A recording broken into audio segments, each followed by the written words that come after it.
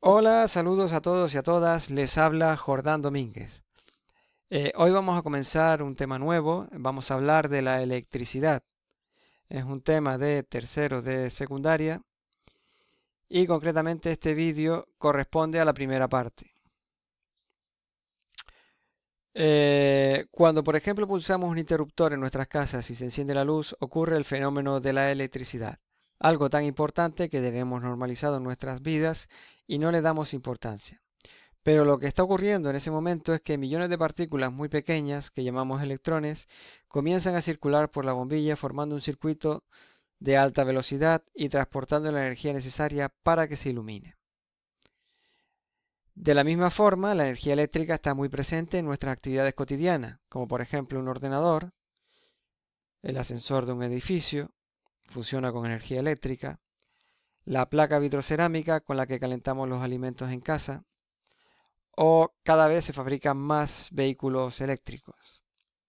¿Cuál es la razón por la que se utilice tanto la energía eléctrica por el hombre? Básicamente es por su gran versatilidad, es decir, la facilidad con la que se puede transformar en otras formas de energía, como puede ser la energía lumínica, calorífica, mecánica, etc.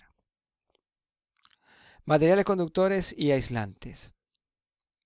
Según la tabla periódica de los elementos, un átomo de cobre tiene 29 electrones. Si analizásemos la estructura atómica del cobre con más detalle, podemos observar que en su última capa le queda un electrón. Este último electrón libre gira muy lejos del núcleo, por tanto, la fuerza de atracción que el núcleo ejerce sobre él es más pequeña que el resto de los electrones. Esto le permite la posibilidad de escaparse y moverse con facilidad por el material, pasando de un átomo de cobre a otro. Esto sucede con un solo átomo de cobre, pero imaginemos ahora un cable de cobre que está formado por varios filamentos entrelazados y pegados unos con otros. En este caso, los electrones podrán moverse libremente por todo el cuerpo del cable, haciendo este de conductor.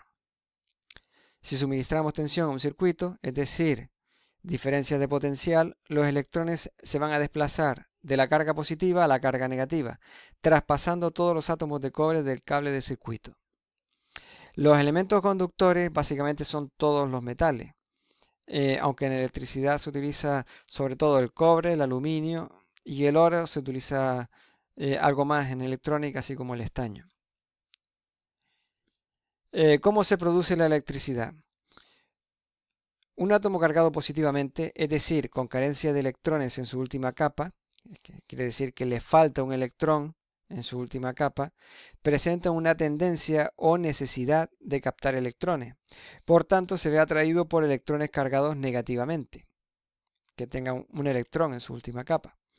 Este fenómeno produce un movimiento de electrones y es lo que denominamos electricidad. Se denomina corriente eléctrica a la circulación de electrones o carga eléctrica de forma continua por un circuito. Y un circuito eléctrico es un recorrido por el que circulan los electrones. Consta de los siguientes elementos mínimos: un generador, un conductor, los cables, y un receptor, una bombilla, un motor, etc. Analogía entre la corriente eléctrica y la corriente hidráulica. Para comprender mejor el funcionamiento de un circuito eléctrico, se suele emplear la analogía con el circuito hidráulico. Es decir, que un circuito eléctrico funcionaría exactamente igual que un circuito hidráulico. En un circuito de agua formado por tuberías necesitamos de una bomba de circulación para mantener la corriente de agua. Pues en el circuito eléctrico la bomba sería el generador o batería que proporcione tensión en el circuito para que circule la corriente eléctrica.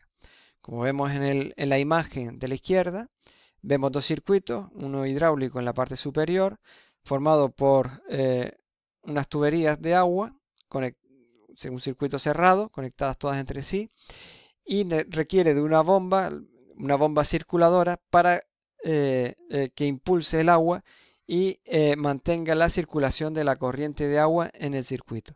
Pues en el circuito eléctrico ocurriría exactamente igual. En lugar de una bomba de agua tendríamos un generador de corriente que en este caso sería una batería o un alternador, etcétera. Y el elemento conductor serían los cables. Entonces, para que circule intensidad de corriente por estos cables, pues tiene que haber una diferencia de potencial o tensión, ¿no? Esto se entiende mejor en el siguiente ejemplo. Vemos los depósitos de la imagen de la derecha, en la parte inferior. Tenemos el depósito A y el depósito B. Para que circule agua del depósito A al depósito B, tiene que haber una diferencia de altura entre ambos depósitos, ¿no? La tendencia natural va a ser a igualarse. Entonces, para que esto suceda, tiene que circular agua del depósito A al depósito B.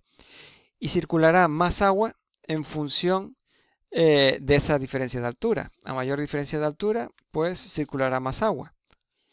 Ocurre exactamente igual con los circuitos eléctricos. En este caso, la diferencia no va a ser de altura, sino de potencial, ¿no? Tiene que haber una diferencia de potencial entre ambos puntos, entre A y B, para que circule la corriente eléctrica.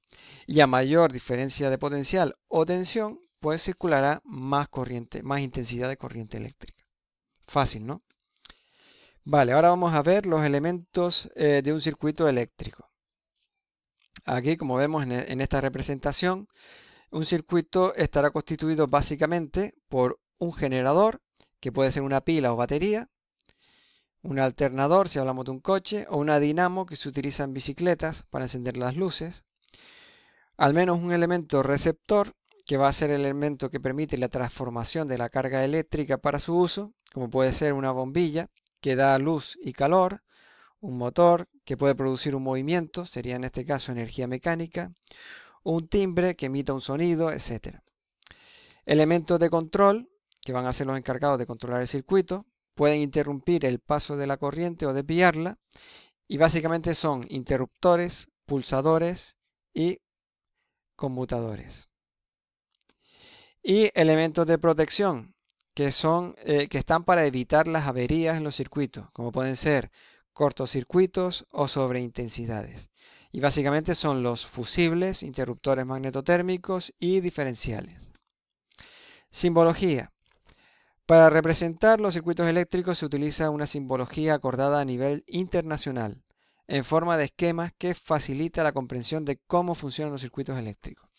Aquí vemos en la imagen, a la izquierda vemos un circuito formado por una bombilla, un interruptor y una pila. Y a la derecha su representación esquemática. Como vemos es bastante sencillo. El conductor se representa mediante un cable que une todos los elementos, mediante una línea.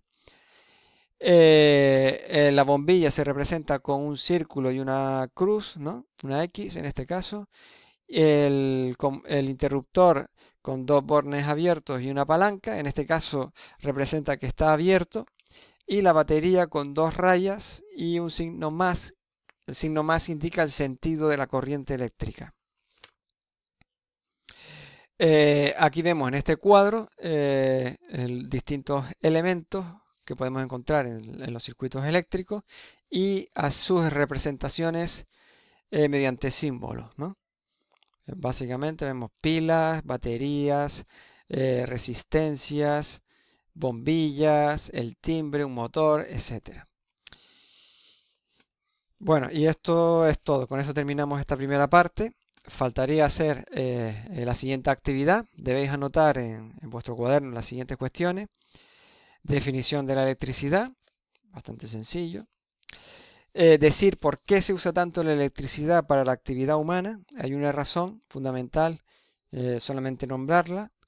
Definición de la corriente eléctrica y nombrar los circuitos, los elementos de un circuito eléctrico.